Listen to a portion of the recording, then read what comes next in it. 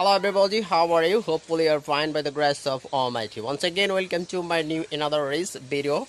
So I am here. This is my village, and I'm just here for take care of my mango trees. You can see this is my new mango trees. So I am here just take care of this mango trees. But I got a long days later. I got a nest exactly. So I will show you. I'm trying to share with you the nest.